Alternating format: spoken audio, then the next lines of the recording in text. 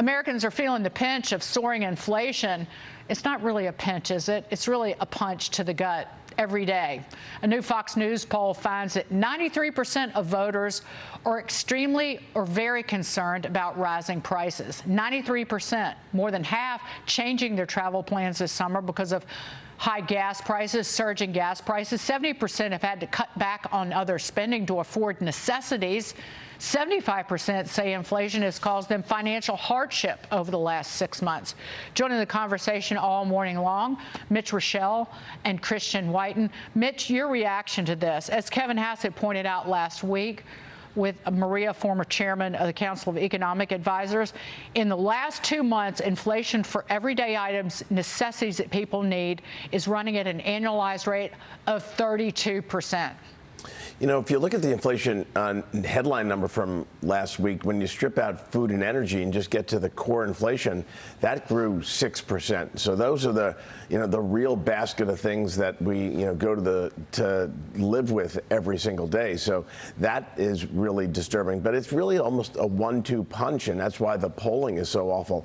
It's not just that your dollar doesn't go as far when you go to buy something. It's dollars that you have saved are worth less, either because of inflation or because the stock market has fallen and money that you had in the stock market has fallen. So consumers financially are taking it on the chin, and they're obviously going to blame who's ever in charge, and that's why you're seeing the poll numbers the way they are.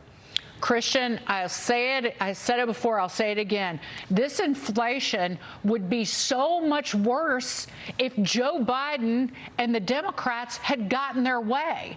And now with Build Back Better, and now they're boo-hoo-hooing that Joe Manchin has stood up and said no more. The climate agenda is dead. The move to raise taxes is dead for the time being. But the fact that they even wanted to do that, again, spend more money, is just mind-boggling.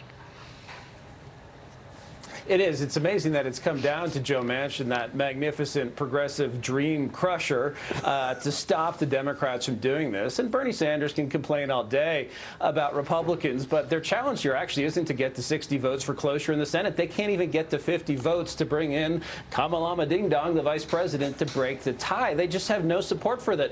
But they still believe in modern monetary theory, or as Andy Puzder calls it, magical monetary theory, that you can spend more and there is no consequence. It's a big mystery throughout the 2010s when you get to the level of spending that causes inflation of the sort that we saw during the 1970s. Well, the Democrats, with a lot of Republican support, frankly, have managed to find it. And there's another thing here, too, which is just, Mitch has mentioned this before, the supply of gas. And at the absolute Trump peak before the pandemic, we were pumping nearly 13 million barrels of oil per day. We're still down 1.4 million, despite a sky-high price that should be bringing production online seriously in the United States. And that is this Biden capital strike, this talking down of oil production. Americans see this. They see this at the pump. They see it at the grocery store. They see it in airfares, too, and they understand who's causing it. Kevin Hassett mentioned that as well, about we're still pumping below where we were pre-pandemic. Just one quick thing I'll mention. Joe Biden and Kamala Harris extended the moratorium on making student loan payments in April.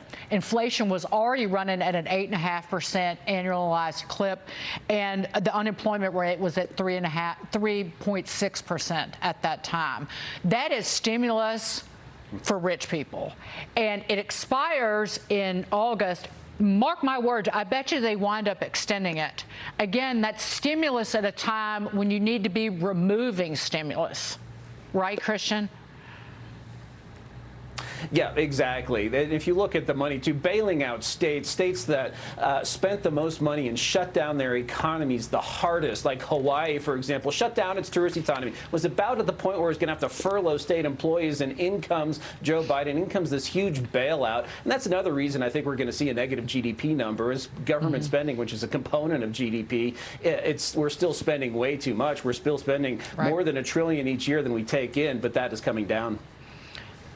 the governor with the hairdo out on the left coast in California, Newsom, taking money that was handed as part of the federal spending plan last year, handed to him, and now he's taking some of that money and then additional tax revenue that they're sitting on with this budget surplus and handing it to people as stimulus, or wanting to, at a time when inflation is roaring. So you're giving more people more money to spend when inflation's out of control.